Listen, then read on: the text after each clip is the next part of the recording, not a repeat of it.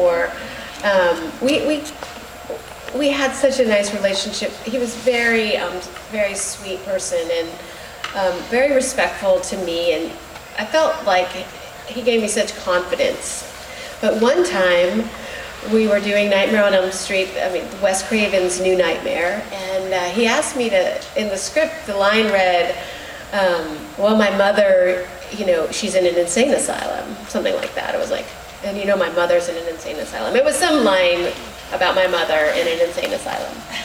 And I remember thinking to myself, any other time I wouldn't even thought twice about that line, but because I was playing Heather Lagenkamp, and I really felt that he had already gone up to the red line of asking me to play myself, which was kind of a weird thing to do anyway. I told him, I said, I'm not going to say that line because, first of all, I do have a mother and she is alive.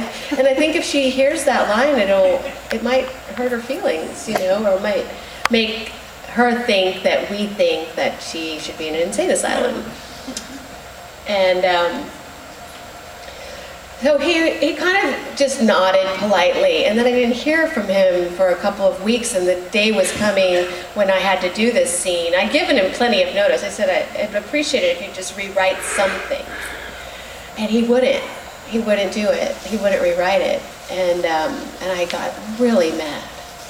I'm like, he's going to force me to make a scene because I'm not going to say it.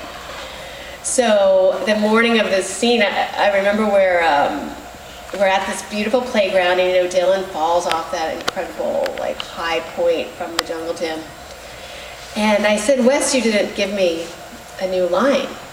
He's like, I just think you should just make it up yourself then. We kind of had this clash. And I said, okay.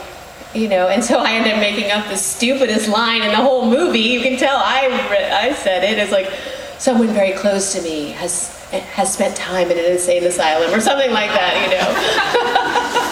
It was just lame. But that memory to me is so, it demonstrates so much about Wes. One is that he believed in what he did. And I don't think anybody could tell him to change what he wrote or what he wanted to do.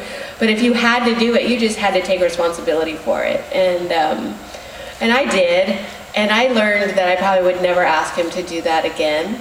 But I also learned that he trusted me to do something that wasn't going to be too embarrassing. But, that story was so unique, and time and time again, he surprised me by, if I asked him a question, I'd say, I don't really understand. We're in a dream, but we're real, and I'm Heather here, and I'm Nancy here, and when does it change? And I'm so confused. What do you want me to do, Wes? And he's like, Heather, it's all a dream. And I'll never forget that he said that. It's just a dream.